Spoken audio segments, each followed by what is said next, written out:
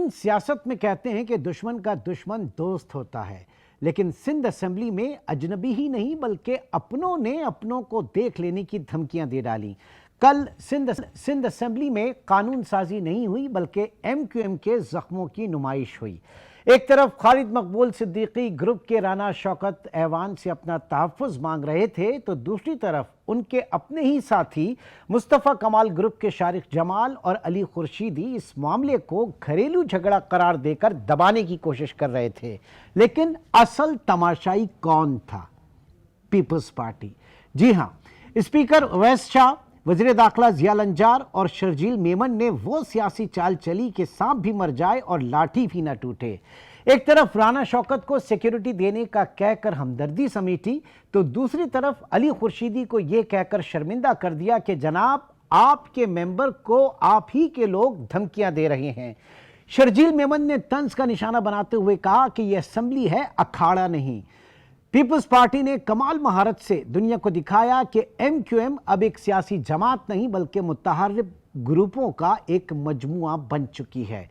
क्या राना शौकत की जान को वाकई खतरा है? क्या पीपल्स पार्टी एमक्यूएम की इस दरार में अपना सियासी मुस्तकबिल तलाश कर रही है? और क्या मुत्तहदा अब शाम की मुत्तहदा रह गई है?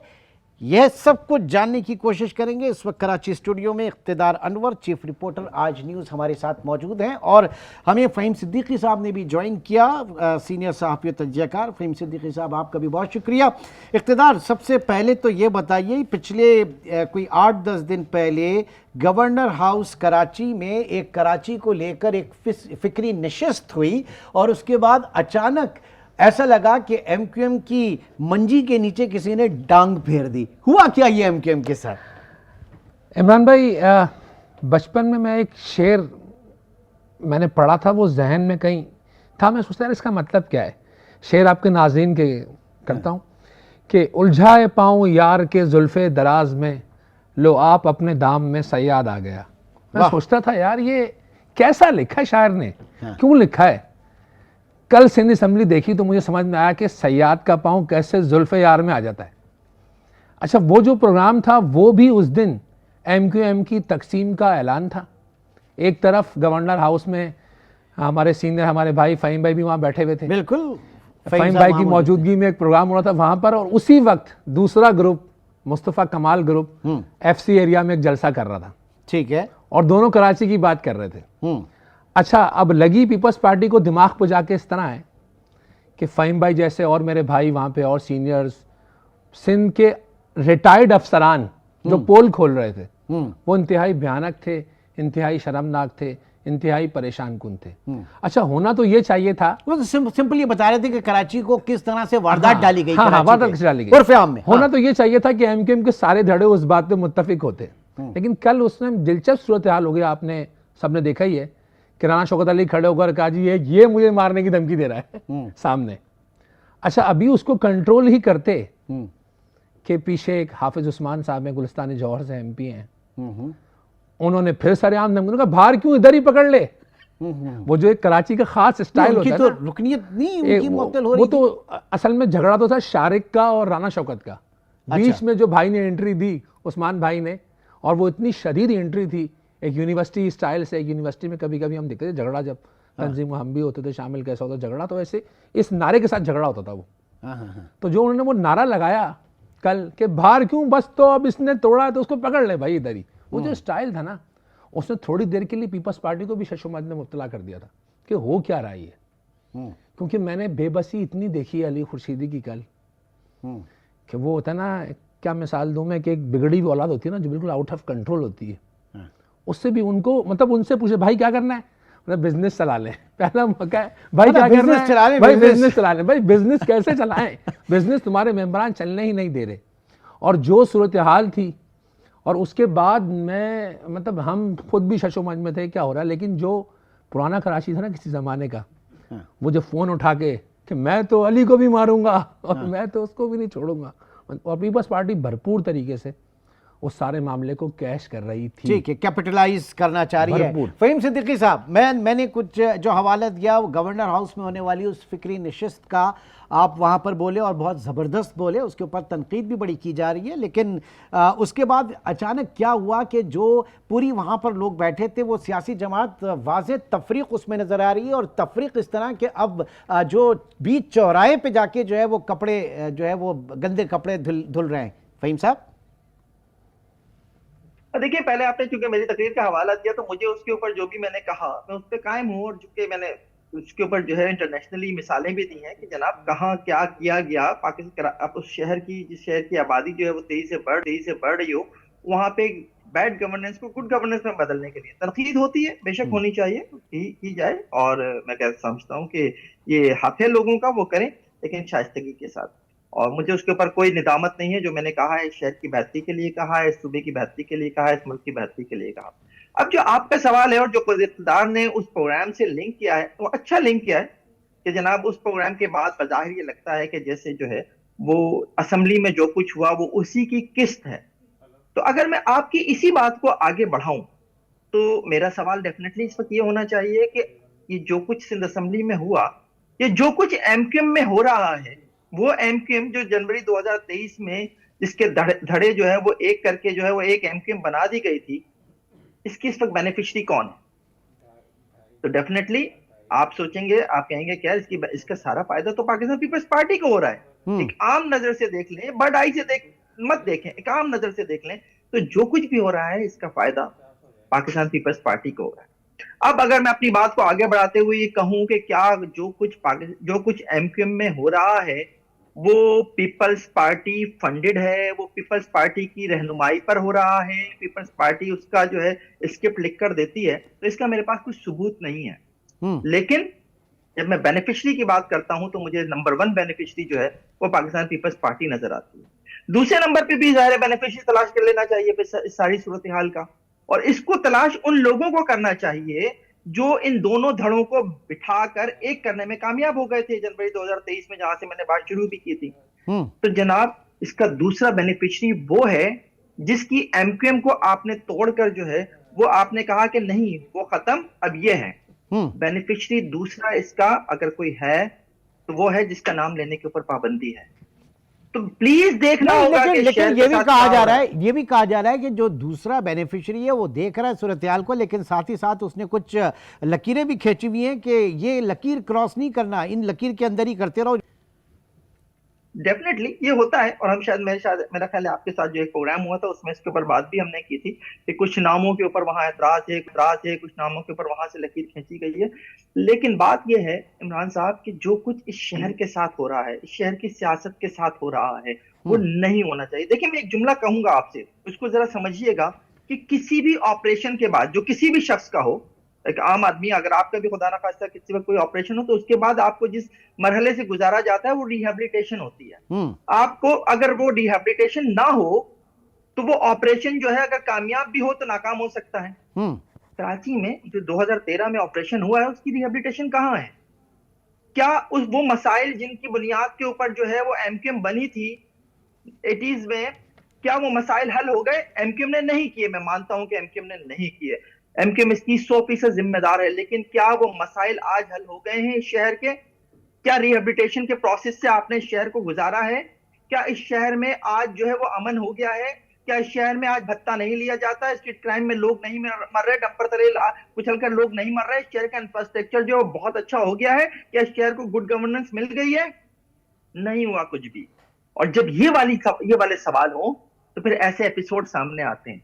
मैं इसके ऊपर आता हूं कि एमक्यूएम के ये जो लोग हैं, इन लोगों के ऊपर अगर हम टिकट देने की बात करें तो जिनके ऊपर इल्जाम सिंध असेंबली में एक रुकन की जानिब से लगाया गया, राना शौकत साहब की जानिब से, वो हों या ये खुद राना शौकत साहब हों, इनको टिकट खालिद मकबूल सिद्दीकी साहब ने दिए थे ना, और किसके कहने पर दिए थे ये कोई नहीं सामने ला रहा। और फिर आज सवाल ये है कि अगर एमक्यूएम में सूरत हाल ये हो चुकी है तो क्या एमक्यूएम के जितने भी लोग हैं, जिसमें इकबाल महसूद का भी नाम आ रहा है, इनमें से किसी के खिलाफ कोई तंजीमी कार्रवाई करने की कोशिश की गई है? नहीं की गई है, और की भी नहीं जा सकती। अब सिचुएशन क्या है?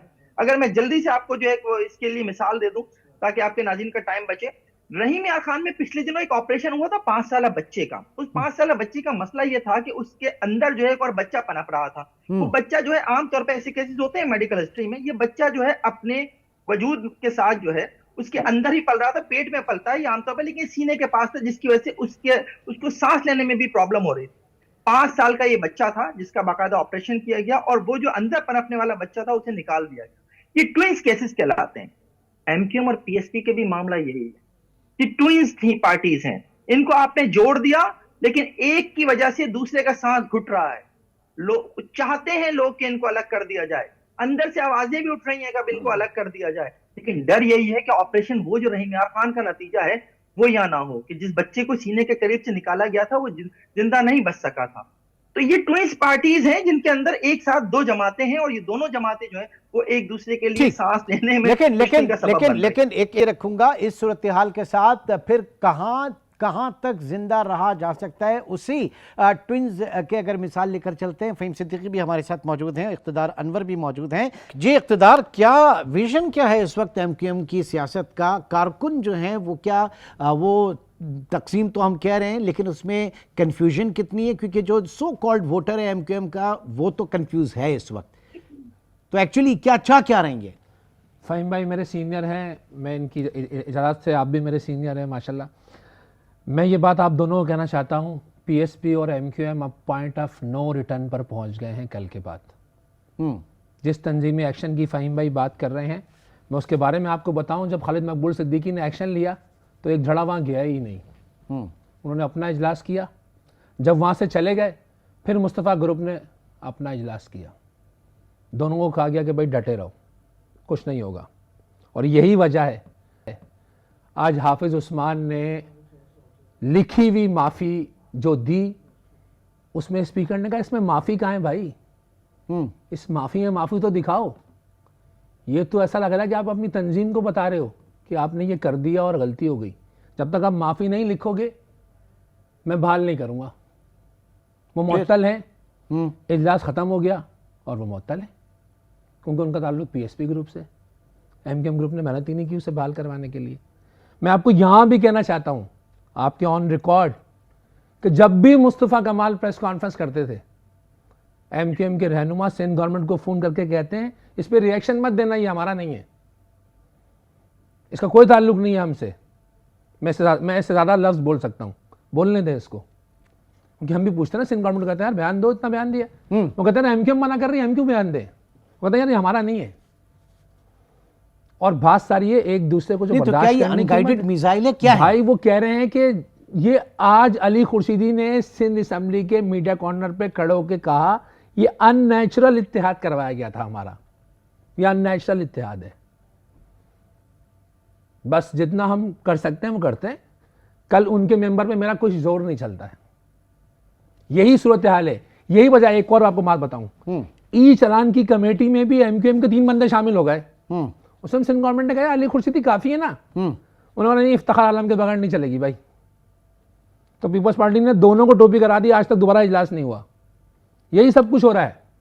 सही कह रहे हो, बेनिफिशियरी है ना भाई, कोई करे ना इत्तेहाद, ये एमक्यूएम लड़ेगी पीपल्स पार्टी से, सवाल ही पता नहीं होता इस बात का। फ़हीम साहब, क्या इस वक्त किस तरह की पॉलिटिकल एक होराइजन बनेगा कराची को लेकर? मेरी तो खुद समझ में नहीं आ रहा, मैं कंफ्यूज, सारी कौम कराची के लोग कंफ्यूज, उर्दू स्पीकिंग, इनका जो जो वोटर्स हैं, जो सपोर्टर्स हैं, वो सब कंफ्यूज हैं कि ये चाह क्या रहे हैं असल। देखिए, जो इख्तियार कह रहे हैं ना कि मामला पॉइंट ऑफ नो रिटर्न पे पहुंच चुके हैं, बेशक पहुंचे हुए हों, और आज के नहीं पहुंचे हुए, बहुत अरसे के पहुंचे हुए। अली खुर्शीदी के जिस जुमले को वो कोट कर रहे हैं, जुमला जो है मैं काफी अरसे पहले कह चुका हूं। बात यह है कि अब सवाल ये होता है, आप भी यकीनन यही जानना चाहते हैं कि आखिर इस मसले का हल क्या है। बिल्कुल, आखिर क्यों जो है जिन्होंने एक साथ बिठाया था वो अलग नहीं करते थे? तो वजह यह है कि अलग इसलिए नहीं किया जा सकता कि मुल्क इस वक्त जो है वो तरह के ज़िमनी इलेक्शन का मुतामिल नहीं हो सकता।